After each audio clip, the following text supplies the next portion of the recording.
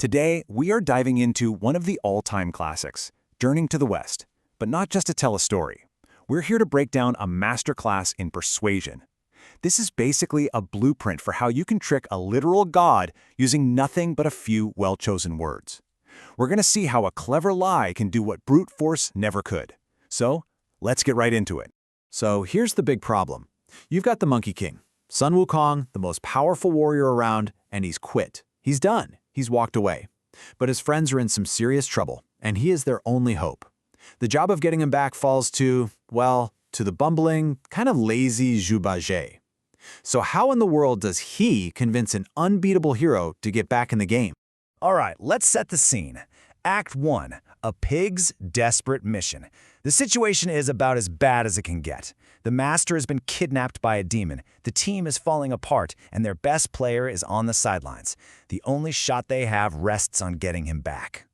Now, when Bajie finally tracks Wukong down, he's not exactly hiding out in shame. Oh no, he's living it up. He's on a throne, surrounded by monkeys who are all chanting, "Long live the great sage." He is soaking it all in. This isn't retirement, this is him enjoying his own celebrity.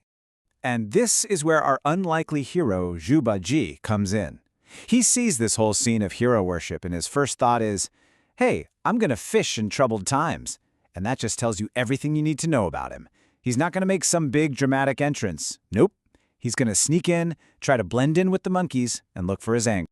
So we move to Act 2, an unconvincing plea. What's Bajie's first strategy? Well, he tries to appeal to Wukong's heart. And as you're about to see, it does not go well. So Bajie tries the honest, emotional approach. He says, "Senior brother, master misses you so much. Please go back." But Wukong is way too smart for that. He immediately shoots back, "Nonsense! The only reason you'd ever show your face here is if master was in trouble." And right there, we learn a huge lesson. Being sincere and emotional just isn't going to work on this guy. Okay, now this next part is so important. Wukong says one thing, but his body does another. The book says he's scratching his ears and cheeks anxiously. That's the tell. His words say, "I don't care," but his body language is screaming that he's worried.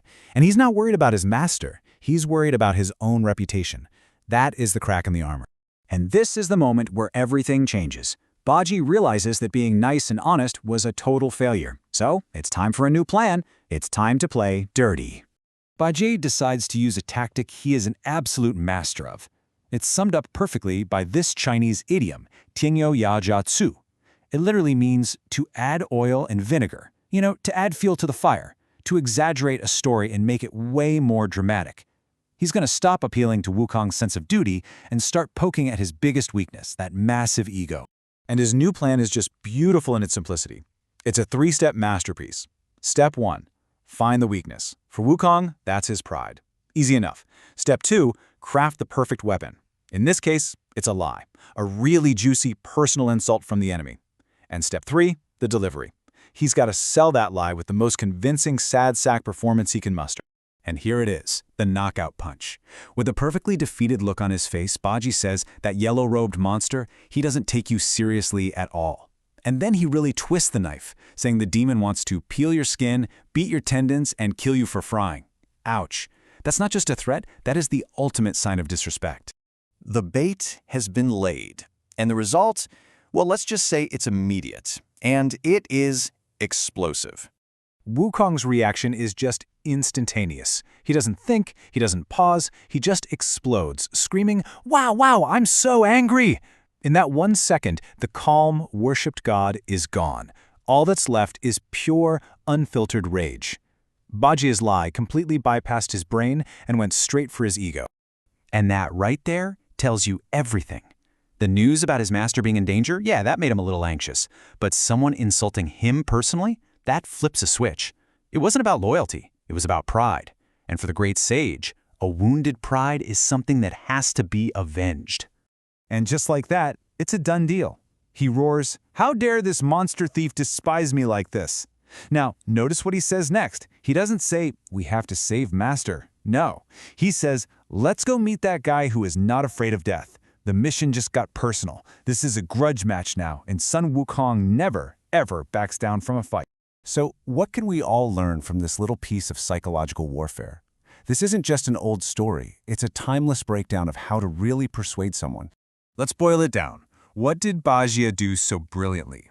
First, he really knew his audience. He knew Wukong's biggest trigger wasn't loyalty, it was his pride.